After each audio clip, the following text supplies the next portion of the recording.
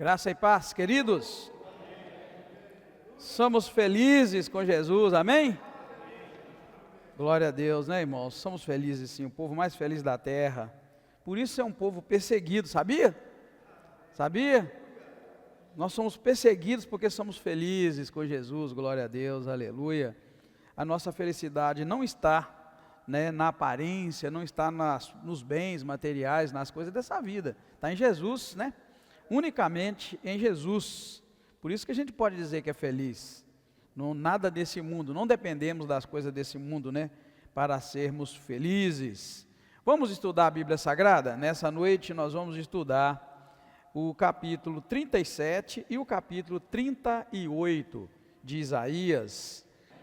Vamos orar? E peça que Deus te fale poderosamente nessa noite, mais uma vez. Muito obrigado, meu Deus, pelo privilégio de estarmos reunidos na Tua casa para buscar conhecimento na Tua palavra. Por isso nós pedimos a Ti que alegre o nosso coração com a Tua doce e poderosa voz, falando na nossa alma, resgatando nossa alma da amargura, resgatando nossa alma do sofrimento, Senhor, assim como Tu fizeste com Ezequias, que estava em amargura e em sofrimento. Obrigado.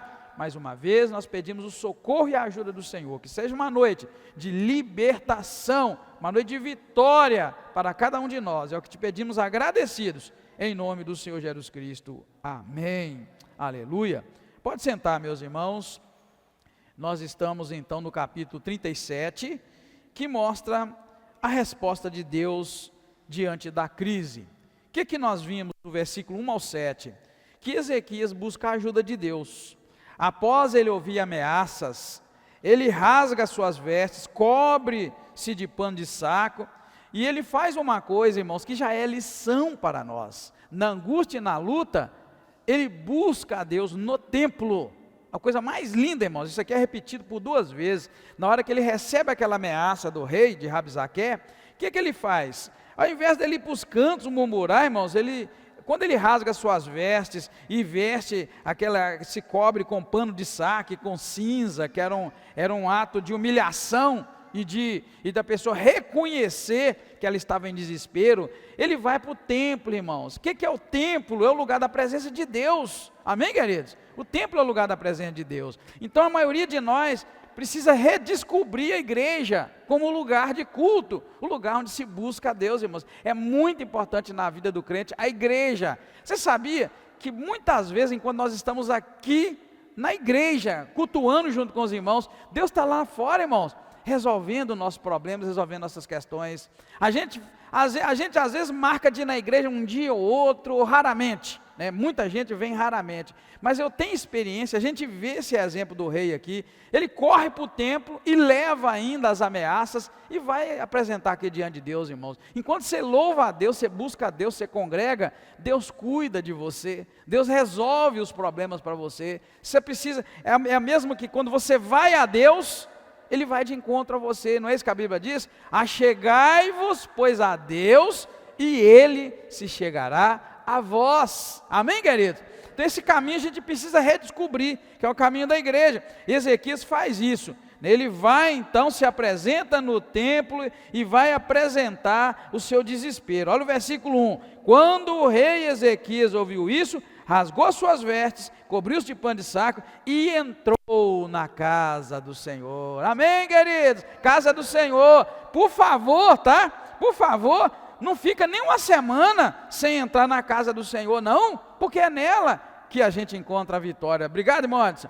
É na casa do Senhor, irmãos. Igreja, era um ambiente de culto, de buscar a Deus e de servir a Deus. Infelizmente, muitos não têm entendido isso. Por isso que hoje a gente vive uma geração fraca na fé, uma geração de pouca experiência com Deus, uma geração muito, muito obstinada por coisas materiais, mas vazia de experiências espirituais, de milagres, de manifestação de poder de Deus, porque existe um caminho para isso, e o caminho não é nossa casa não, irmão, não é ficar em casa, no caminho não é tirar férias de Deus, da igreja, melhor dizendo, enfim, lembra dessa questão, ele entrou na casa do Senhor, ele buscou a Deus em um lugar que nós podemos chamar de igreja, de templo. E aí o que ele faz? Ele envia mensageiros ao profeta Isaías pedindo orientação e oração, pedindo a ele que orasse a Deus. Ele chega a dizer, orar ao seu Deus. Olha bem, porventura o Senhor, o teu Deus, terá ouvido as palavras de Rabsaque, as palavras de ameaça, porque Rabsaque estava dizendo o seguinte, desde os capítulos, desde a semana passada, a gente já viu isso. Aquele moço foi tomado, por um espírito maligno, para desanimar o povo de Judá. Disse para eles assim, olha, não vem em guerra contra mim, porque todas as nações que vieram, nós destruímos. E ele ainda chega a dizer ainda, não confia nas palavras de Ezequias, que está dizendo que o Deus de Israel vai livrar vocês, porque Deus nenhum pôde livrar das minhas mãos, então Deus não vai livrar vocês também. Irmãos, essa é uma das estratégias de Satanás. Primeiro, nos afasta da casa do Senhor, e depois põe medo no nosso coração. Desanima, não vai porque Deus não vai resolver, não adianta porque a oração deles é fraca, é isso que está dizendo aqui, não confie em Ezequias porque vai dar errado, vai perder. Isso já é o segundo dia de estudo que nós estamos passando por essa parte. Qual a estratégia de Satanás, irmãos? Criar confusão no nosso coração, que Deus não pode, que Deus não resolve, não é assim. Você sabia que talvez você já viveu um momento como esse, nem se deu conta ainda? Sabe aquele momento que a gente acha que os nossos recursos podem resolver para nós? É exatamente isso. A gente não confia em que Deus pode resolver, porque está muito seguro que nós vamos dar conta e vamos resolver. Aí quando a coisa está perdida, toda danada, às vezes a gente recorre para Deus. E mesmo assim, muitas vezes a gente recorre a Deus com tanta hipocrisia, que na verdade a gente vai a Deus e não está crendo muito que Deus pode resolver também não. Infelizmente. Agora a gente precisa de convicção, o crente precisa ter convicção, amém, queridos? Você precisa orar com convicção, orar com certeza. Hebreus não vai dizer que a fé é a certeza das coisas que a gente espera e a prova das coisas. Então é preciso você exercitar a fé e passar a orar com fé, imaginando no teu coração que aquilo que você está orando, Deus vai fazer. Nós temos Abraão, que é chamado o pai da fé. É incrível, irmãos, como Abraão creu que Deus ia fazer dele uma grande nação, mas quando ele morreu, eles eram quantos? Abraão, quando morreu, eles eram quantos? Pouquinho, gente. Abraão, quando morreu, eles eram quantos? Eles eram multidão? Não era. E Deus falou que ia dar aquela terra toda para ele. E quando ele morreu, ele tinha a terra inteira? Não. Na verdade, quem vai tomar a posse da terra de verdade é quem? Depois de Jacó. Olha bem, Abraão, Isaac, Jacó. Lembra do Jacó que foi para o Egito, ficou mais de 400 anos escravo? Aquele povo, irmãos, de mais de 400 anos depois de Jacó ter entrado, é o que vai tomar a posse da terra. Mas ele creu, ele não duvidou, por isso ele é o pai da fé. Abraão é o pai da fé, é o grande exemplo de fé. O cara não viu nada daquilo que Deus disse. Quando morreu, estava ele, a velhinha, e o filho dele. Ele teve quantos filhos, você lembra? Da esposa, o filho da bênção, era quem? Um só filho da bênção, irmão, mas ele tinha uma promessa, tinha uma multidão, que não podia contar com as estrelas. Se ele contasse, se ele tentasse contar, ele não ia conseguir. Irmão, o que eu quero dizer para você? Eu quero dizer que isso é fé. A gente precisa de fé, mas fé prática, não é fé teórica, não é aquela fé que a gente canta no hino bonito que passa, falando de fé. Cada vez que a minha fé é provada, tu me dás a chance de crescer um pouco mais. Nas montanhas e vales, desertos e mares, que atravessam, me levam para perto de ti. Que mentira!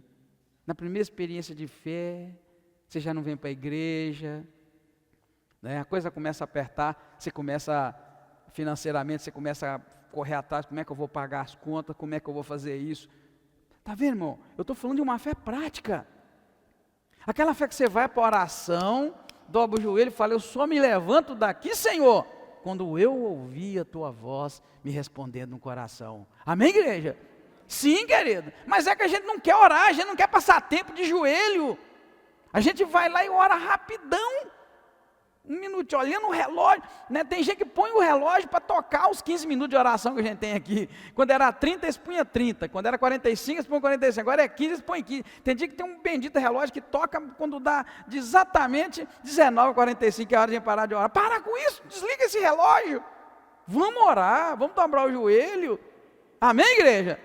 Vamos orar com fé. Vamos buscar a Deus, igreja. Amém? Buscar a Deus, vamos insistir, vamos orar. Bate o seu joelho no chão e fala: Senhor, eu quero essa cura para mim, eu quero essa cura para fulano. Senhor, eu quero a salvação de tal pessoa, eu não vou abrir mão, eu quero, por mim, faça por mim. Você sabe que tem oração, irmãos, que o cara que está lá não merece não, mas você começa a falar: faça por mim, Senhor, eu estou te pedindo. A Bíblia não fala: pedi e dar-se-vos-á, buscar e achareis.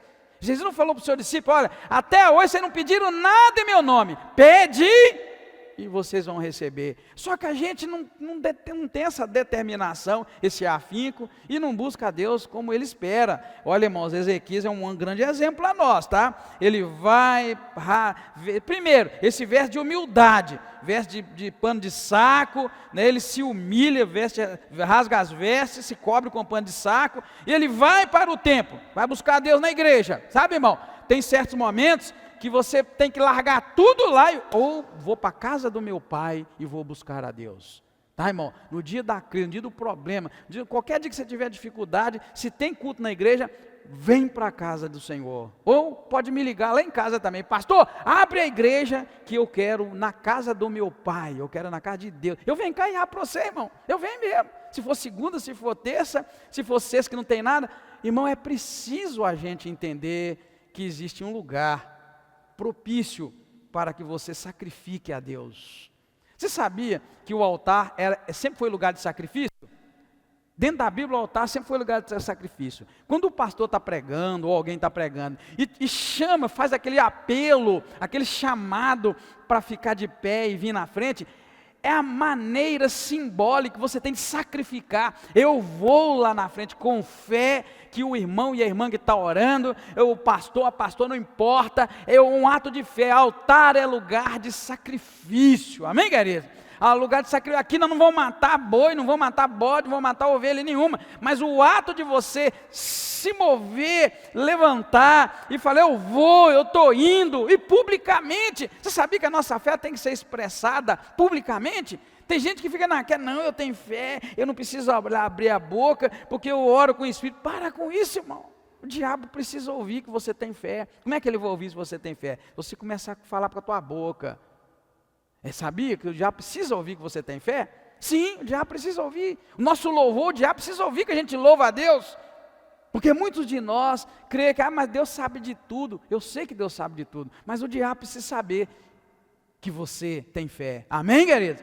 O diabo vai fugir de você quando ele vê que você está submetido a Deus, quando ele vê que você submete, né? Você lembra lá que diz Tiago? Sujeitai-vos, pois, a Deus primeiro, depois resistir ao diabo e ele fugirá de vós. O que é sujeitar a Deus? Vai para a casa de Deus, vai buscar a Deus, determina: olha, eu vou viver uma vida pública de crente, eu vou vestir a camisa de Jesus, não aquela escrita Jesus, eu vou deixar que todo mundo veja que eu sou do meu amado e o meu amado é meu. Publicamente, irmão, publicamente. Nem tem de na fé guardadinha lá dentro, não. É preciso, o diabo precisa ver de que lado que você está.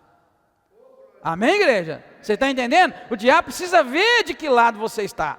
Se ele não vê, ele não vai entender, porque o diabo não é onipotente, não é onipresente e nem onisciente. Isso você sabe. Espero que saiba. O diabo não tem toda a ciência, então ele não sabe de praticamente nada, a não ser aquilo que você entrega de mão beijada para ele.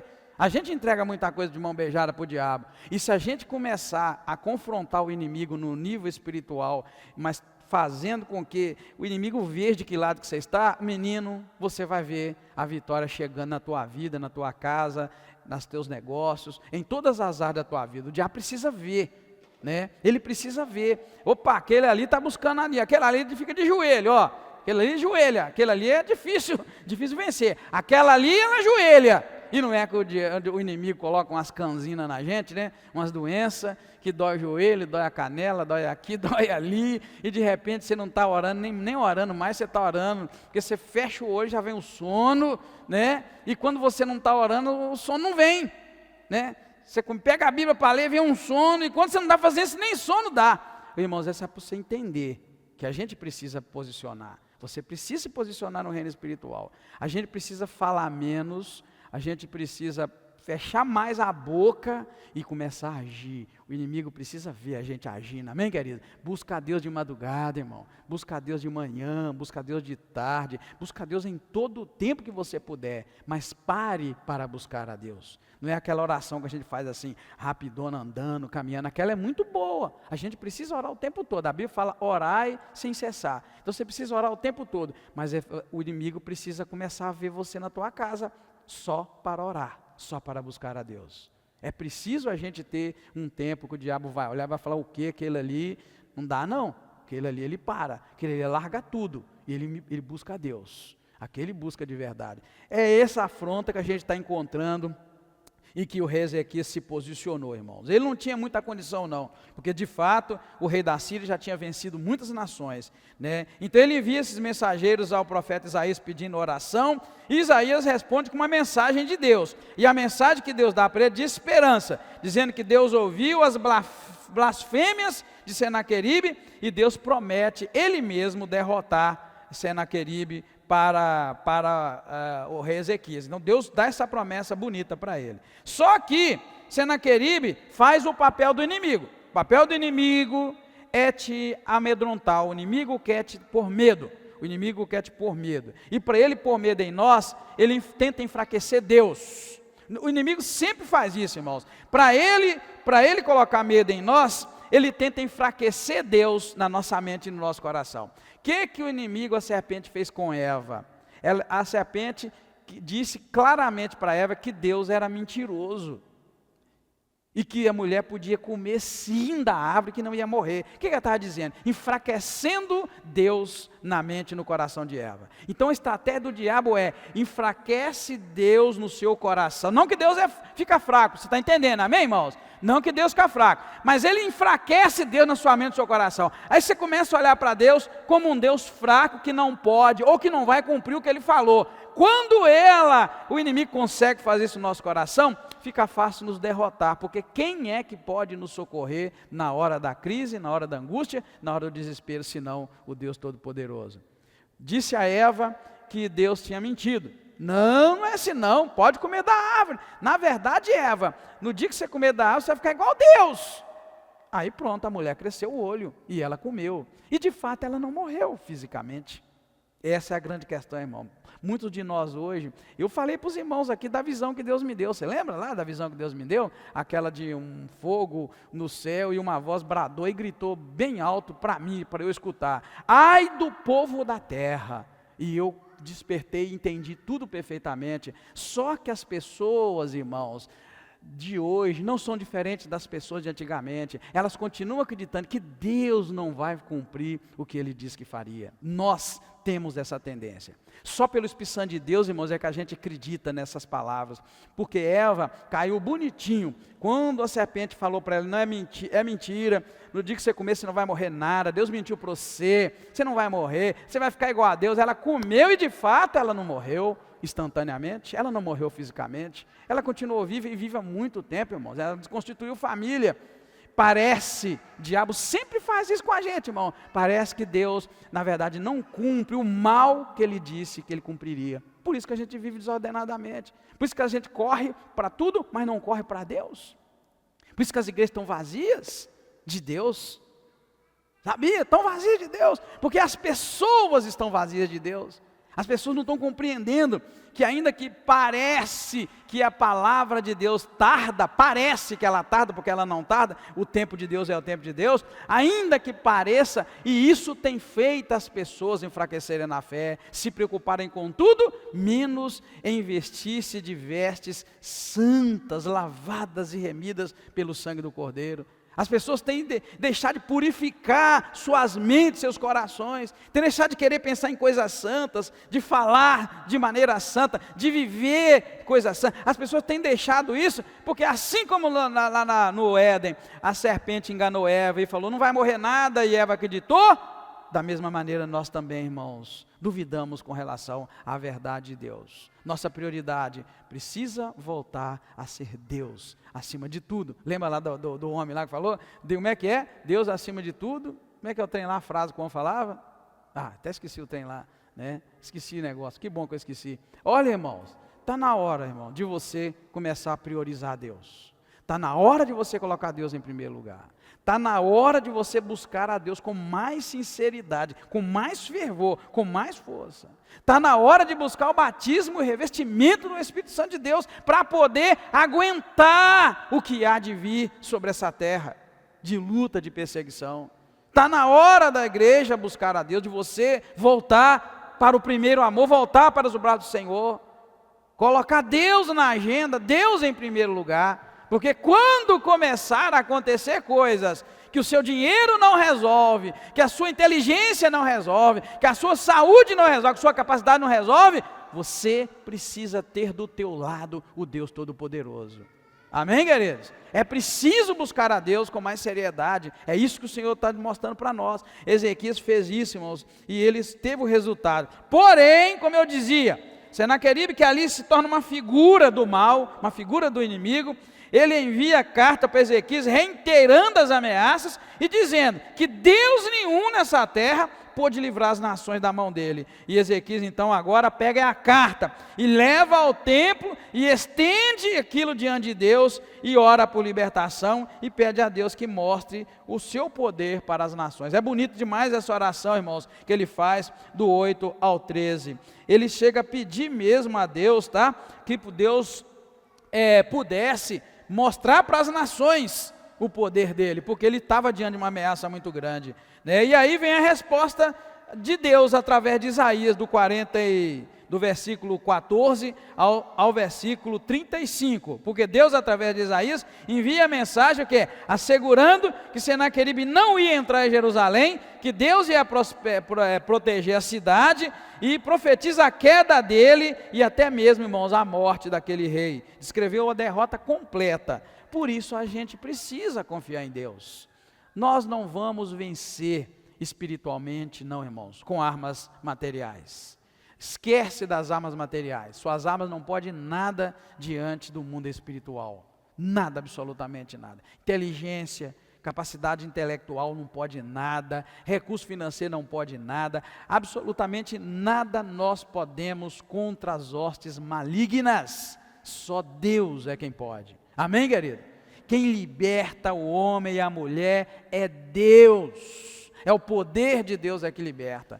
Então o Senhor, no dia que você der liberdade a Deus no teu coração, Ele vai vencer, porque a luta é espiritual. Lembra a palavra lá que diz lá? Nossa luta não é contra a carne, não é contra o sangue, é contra os principados, contra as potestades. Então, irmão, é luta espiritual. Não se vence com inteligência, não se vence com raciocínio, não se vence com disciplina, não se vence o inimigo com disciplina, se vence o inimigo com o poder de Deus, com o Senhor no nosso coração e na nossa vida. Então a gente precisa demais, irmão, de buscar a Deus, tá? Buscar a Deus com de sinceridade de espírito e crendo na promessa. Por fim, o capítulo vai terminar, Isaías 36, 38 vai mostrar para nós o quê? Que o Senhor envia um anjo, e olha que lindo, irmão, olha para você ver.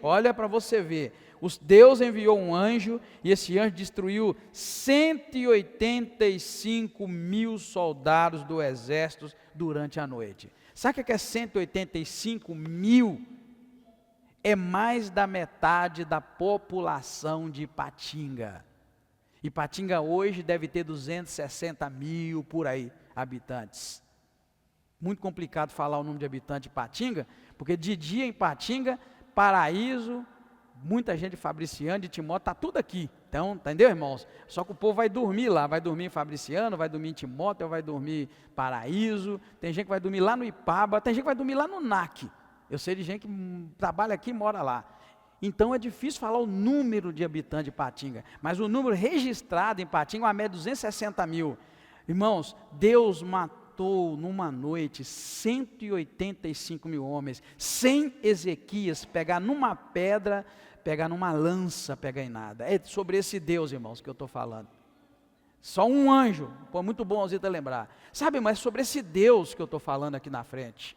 Eu não estou falando sobre um Deus comum, como um homem, como eu, como você. Estou falando desse Deus poderoso, que um anjo, irmãos, eu gosto muito de ler sobre essas coisas. Existem uns livros paralelos, até mesmo o livro apócrifo, que eu não vou nem falar o nome para vocês não querem ler, porque se a pessoa não estiver muito firme com Deus, ela pega aqui, desvia na hora, então não vou falar. Mas tem uns livros maravilhosos, eu tenho um que eu estou lendo e leio, gosto de ler, sempre gostei.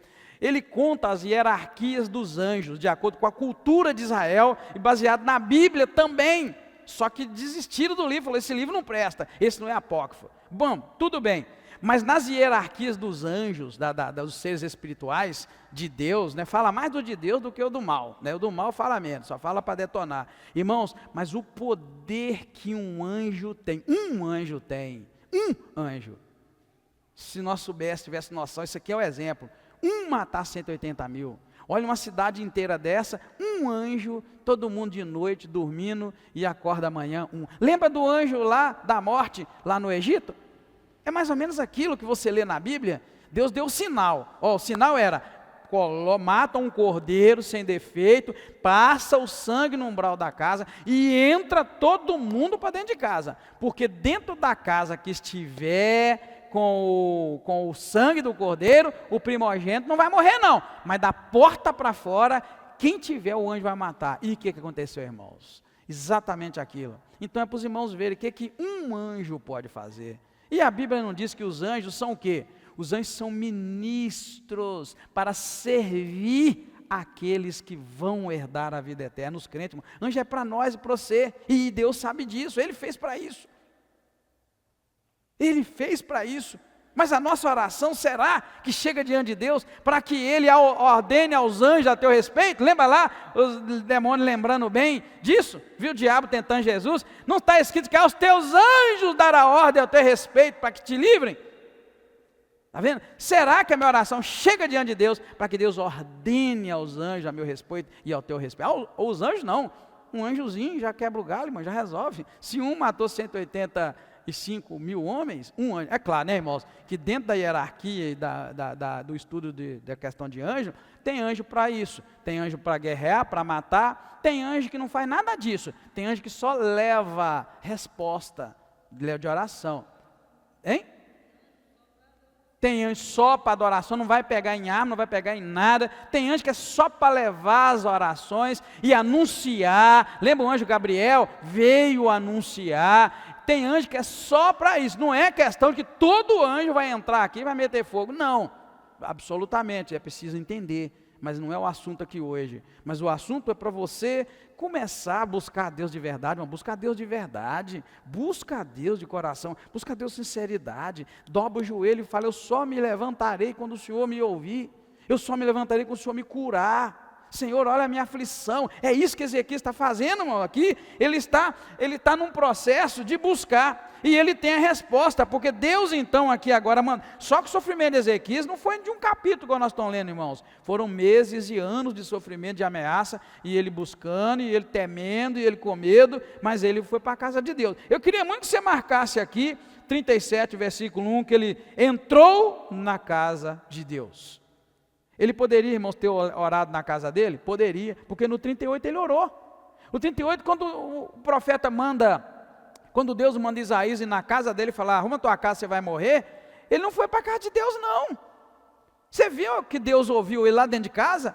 Lá dentro mesmo ele orou e Deus mandou o profeta dizer que estava dando mais 15 anos para ele. Mas irmão, você notou que na hora da crise, do desespero, ele foi para a casa de Deus, ele buscou a Deus. Tem momentos que você vai ter que buscar a Deus, e você precisa ter disposição para buscar a esse Deus, amém, queridos? Então assim termina o capítulo 37, mostrando, né, que Senaqueribe acaba morrendo. Na verdade ele acaba morrendo, Porque ele morre de uma morte muito feia, irmãos. Os filhos dele matam ele. E foram assassinados pelos próprios filhos, enquanto ele estava adorando no templo de Nisroque, que era o Deus dele, que ele adorava, né? Olha bem, Ezequias vai no templo de Deus orar, e aqui Senaqueribe vai no templo dele lá orar para o Deus dele.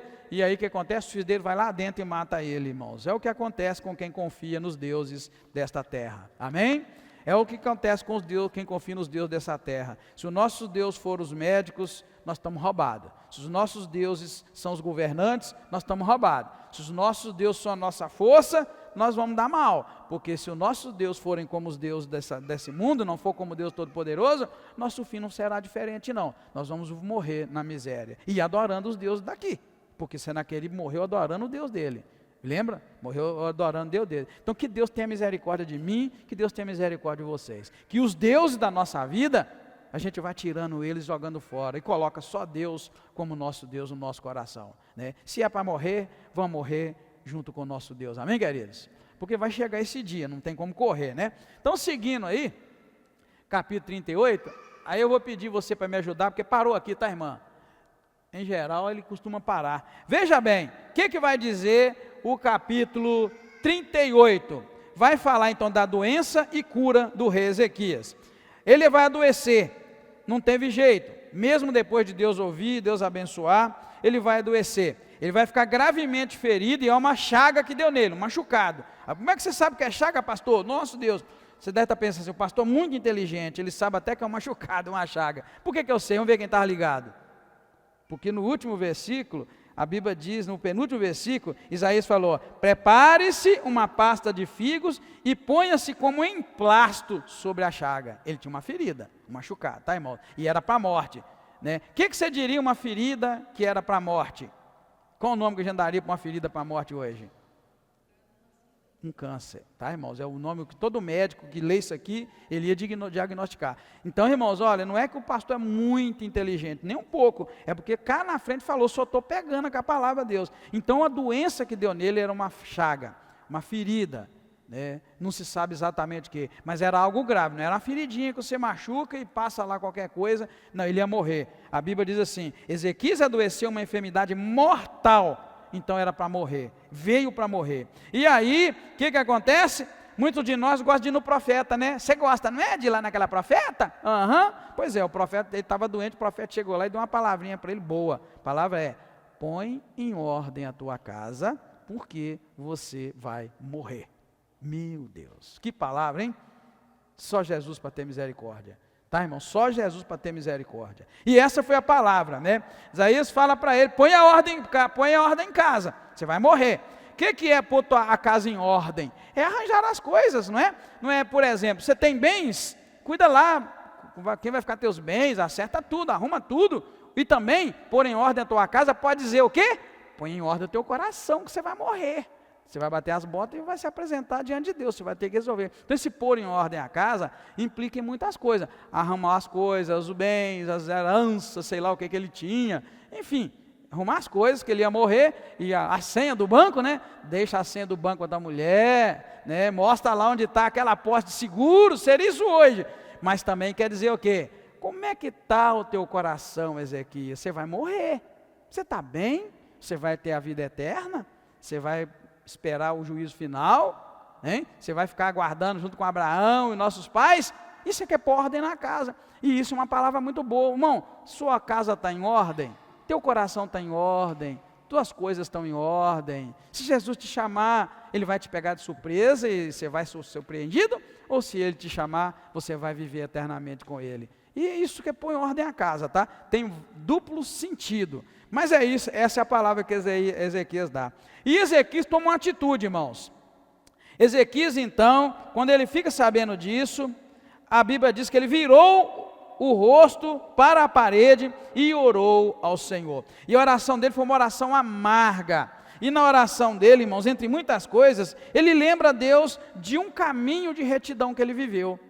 Ele lembra a Deus, mas eu fiz isso, eu vivi daquele jeito, né? Ele fala assim, olha, peço-te, verso 3, Senhor, lembra-te, eu te peço, de que andei diante de ti em verdade, com interesse de coração, eu fiz o que é reto aos teus olhos. E a Bíblia diz que ele chorou amargamente. O cara não só virou, né, para a parede e chorou, ele só não largou tudo de lado e chorou, mas como orou, como ele também chorou amargamente. E Deus ouviu a oração dele.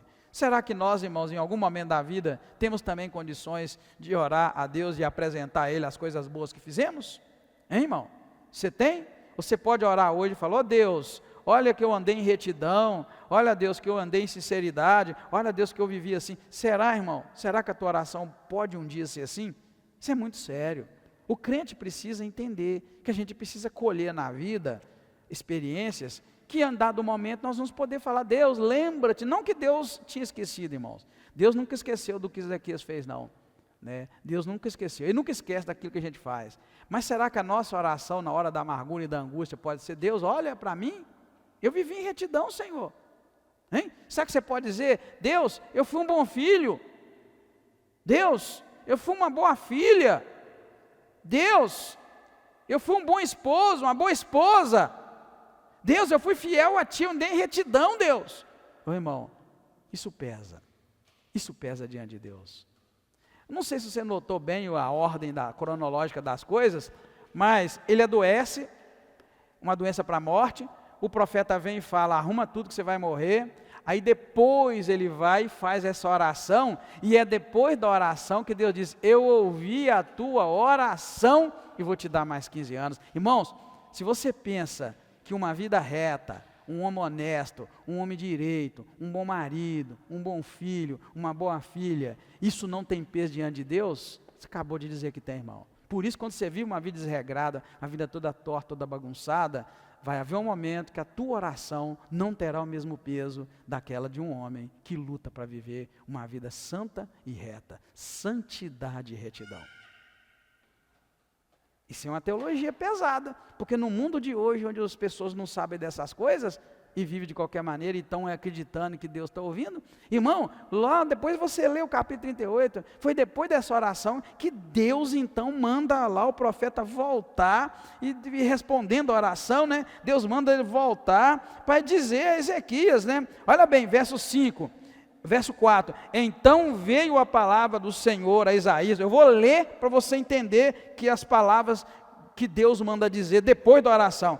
Vai e diz Ezequias: assim diz o Senhor, olha bem, o Deus de teu pai, de Davi teu pai, eu ouvi a tua oração e vi as tuas lágrimas.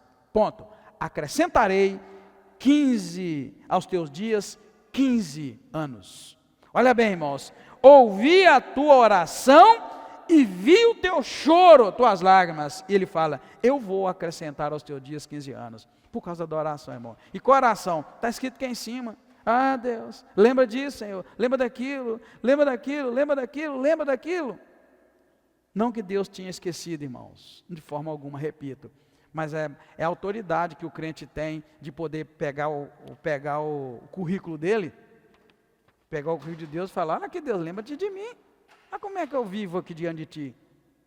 Ai, Senhor, quando eles me maltratam, Senhor, eu me humilho. Senhor, eu tive oportunidade de levar na justiça e não levei. Senhor, eu tive oportunidade de ir lá e tirar desaforo e não tirei. Senhor, eu tive oportunidade disso e não fiz. Olha para mim, Senhor. Irmão, isso muda o coração de Deus. Agora a grande pergunta é: por que ele ia morrer e Deus mudou de ideia depois da oração? Isso te deixa um exemplo nessa noite. Irmão, você que tem preguiça de orar, aprenda. A oração de um justo é poderosa e é eficaz. Tiago diz isso. A grande lição aqui não é que Ezequias era um homem perfeito, mas é a grande prova que quando você busca a Deus, você chega diante de Deus e fala e Ele ouve. E Ele até muda a sentença. É claro que lá na frente Ezequias vai morrer, irmão. Ele não morre muito bem não, mas isso é outra questão. Nós estamos falando de um momento. Então, irmão, meu Deus, vamos servir a Deus e buscar a Deus com mais sinceridade, buscar com santidade. Leva as pancadas que você tiver que levar. Para de querer resolver os seus problemas no peito, porque se você resolve no peito, depois você não tem autoridade para orar e falar: olha aqui, Senhor, olha como é que eu era, olha como é que eu fiz, tem misericórdia de mim, e Ele vai ter misericórdia. E se até hoje você viveu uma vida desse tipo, vamos mudar hoje, em nome de Jesus, amém, queridos? Vamos mudar, vamos buscar a Deus, sinceridade de espírito, né? E aí Deus responde a oração e envia um sinal, né? Com a mensagem de que ele ia viver 15 anos a mais, né? E como sinal é a sombra do relógio de sol, né? De Acás, que recua 10 graus. Você sabe o que é recuar 10 graus, né, irmão? Vamos dizer, eu sou ruim desse negócio assim de direção de sol e tudo, tá? Mas vamos dizer, o relógio era uma marca assim, à medida que o sol movimenta, a sombra movimentava, né? A sombra movimentava. De repente, irmãos, ao invés da sombra continuar movimentando assim, e voltar no outro dia, assim que funciona a sombra, né? Sabe o que Deus fez? Deus fez a sombra recuar 10 graus, ou seja, é uma pena que o nosso tempo está vencendo, mas sabe o que significa a sombra recuar 10 graus? Para pensar, fala rapidão com 2 palavras. O que acontece para o sol, a sombra voltar 10 graus, na realidade acontece o quê? Todo o universo parou de funcionar na mesma direção e deu uma volta, porque eles andam sincronizados, irmão. A lua é sincronizada com o sol. Você não notou que a lua está saindo, o sol está vindo? Eles se encontram de vez em quando, é claro, né? Você vê que é sempre assim, ó, é sempre assim. Esse é o caminho, nasce de um lado e a lua vai, está na outono bonita, né, e depois o sol aparece, a lua já foi ou está indo, é sempre assim, ó, lua e sol, para voltar 10 graus, quando o sol estava lá, ele teve que voltar, irmão. É muito poder nas mãos do Deus Todo-Poderoso, a quem você deve orar e pedir e buscar. Eu não posso falar para você agora, mas um dia eu posso até falar uma pregação dessa. Irmão, mover o universo inteiro é complicado, porque a nossa galáxia tem bilhões de estrelas, e elas não podem chocar uma na outra, não. Não tem como, você é engenheiro, você sabe disso, né, irmão? Não pode, irmão. A lua, sabe esse objetinho que você vê aí, brilhando aí, né, para nós de noite, que na verdade a lua não tem luz não, sabia? A lua não tem luz não, tá, irmãos? A lua é sem luz. A luz que a lua reflete para nós é o sol. Na hora que o sol esconde, ele reflete, ele bate nela, né, bate na lua, reflete. Aí a lua é como um espelho para nós, né? Que ela some lá é porque está distante do sol. Aí, né, o sol aparece. Um inverte, de noite, o sol, você sabia que o sol é que nos dá luz de dia e de noite? Sim, porque é o reflexo do sol na lua que bate para nós, ele é meio torto, como não sei como é que é a palavra certa. Irmão, que coisa maravilhosa. A lua, ela é responsável, a ciência que diz que a lua é responsável, irmãos, pelos ventos, é responsável pelas ondas do mar, ela é responsável por tudo. Demoraram para admitir, para entender que é a lua que faz as ondas. Ah, Senhor! E Deus fez aquilo tudo por causa de um homem. Só para dar um sinal para ele, eu vou fazer a sombra voltar. Só para responder esse homem, irmãos. O que Deus não pode fazer por você nem por mim, irmão? O que Deus não pode fazer por você? Por que você não pegou ainda a tua bênção, você não alcançou ela ainda? Por quê? O que está acontecendo? Ei, Deus maravilhoso. Amém, queridos? Deus maravilhoso, Deus tremendo. Que coisa que esse nosso Deus é capaz de fazer. E por fim, nós vamos encontrar o cântico de Ezequias, que é um poema bonito, onde ele abriu o coração, compôs um louvor expressando a gratidão dele a Deus. Ele mostra também a experiência de medo que ele teve medo de morrer, irmãos. Ele chega a dizer mesmo: nossa, em pleno vigor dos meus dias, eu vou entrar nas portas da sepultura, vou ser privado do resto dos meus anos, eu nunca mais vou ver o Senhor na terra dos viventes, jamais eu vou ver Deus aqui na terra. Ele diz assim, olha, já não verei o Senhor na terra dos viventes. Aí a irmã, né, perguntou, não é ver Deus, que ninguém viu Deus, mas ele quis dizer, eu não vou ver mais Deus agindo na terra dos viventes, porque eu vou morrer, eu não vou estar aqui mais, então não vou ver mais Deus fazer nada, porque eu vou morrer. Acabou com a vida dele. E aí, queridos, ele então começa a refletir sua dor e o seu sofrimento. Um momento de angústia muito grande que ele viveu, tá, irmãos? Não foi uma experiência tranquila, não, tá? Foi algo muito profundo, muito sério, né, que ele viveu, né? E por fim nós vamos encontrar, né, instruções, nós vamos encontrar essas instruções que Isaías dá para a recuperação dele. Manda fazer uma pasta de figo para poder colocar na úlcera, na ferida que afligia ele, né? E o sinal, a gente sabe, Ezequias tinha perguntado, qual será o sinal que eu hei de subir ao templo do Senhor? O sinal é aquele do sol, né, da sombra retroceder, que Deus havia dito, né, que ia fazer, né? E ele insiste pedindo o sinal, tá bom? Vamos seguir para a gente concluir. O capítulo 37, irmãos, mostra a confiança de Ezequias em Deus diante de uma ameaça, e a resposta de Deus para as orações dele, e subsequente derrota, como Deus, né, derrotou Senaqueribe, ilustram o poder e a fidelidade de Deus em proteger o seu povo. Por isso que eu não preocupo nem um pouco com o crescimento da maldade no Brasil, não tenho preocupação com isso, das autoridades nossas se estiver afastando de Deus, como estão afastando, eu não preocupo. Por que eu não preocupo? Porque o meu Deus é o Deus da Bíblia, o meu Deus é esse Deus aqui, irmãos, tá? Que ele permite que as coisas aconteçam, mas ele é capaz de dar a vitória para o seu povo. Então, eu ando muito confiado em Deus. Então, no tempo certo, Deus vai dar a vitória e nós vamos ver o poder de Deus sendo manifestado no nosso povo. Amém, queridos? E o capítulo 38 vai narrar para nós o quê? A doença e a cura de Ezequias, destacando a importância da oração sincera e da fé. A resposta de Deus à oração de Ezequias, com milagre, irmãos, reforça a ideia de que Deus ouve e responde à necessidade do seu povo. O fato de ele ter respondido Ezequias, orando daquela maneira, mostra que Deus atende. Eu até queria te desafiar, irmão, irmã, você que está passando por alguma luta, por alguma dificuldade, em alguma questão, ouve a voz de Deus, faz um propósito de oração em cima daquela questão. Se for uma cura, seja específico com Deus, eu preciso que o Senhor cure a mim ou a fulano.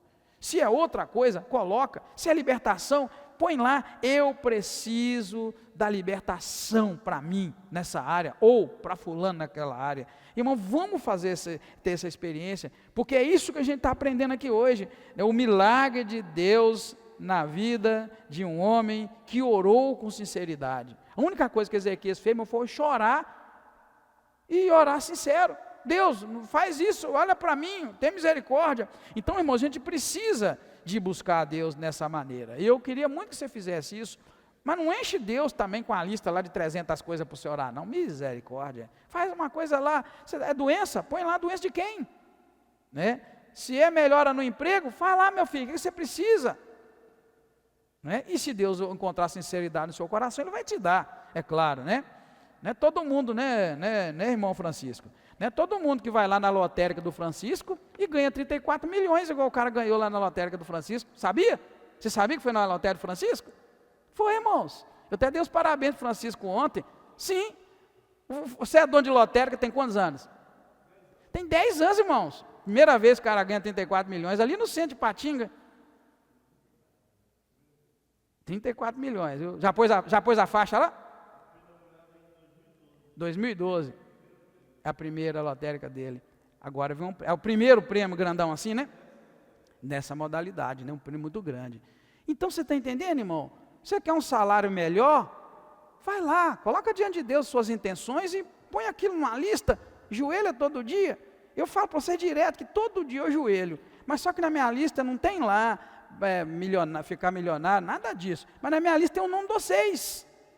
Tem o nome de todo mundo, começa pela Nildinha, que é a Denildes, a esposa dele, e vai terminar lá embaixo, no W lá, que eu não sei agora se é o Wesley, se é o Washington, lá no final, todo mundo, os irmãos que visitam, que eu tenho um número, e quem visita eu não tenho, pode me dar seu nome também, que eu ponho lá. Então assim, eu tenho uma lista, e o que eu dobro o joelho? Para pedir a Deus, para te dar graça, te guardar, te ajudar, te abençoar, só isso. Agora, imagine eu com a lista lá, dois lados de uma folha assim, de pedido, né, de carro, de dinheiro, de saúde, fica até complicado, né?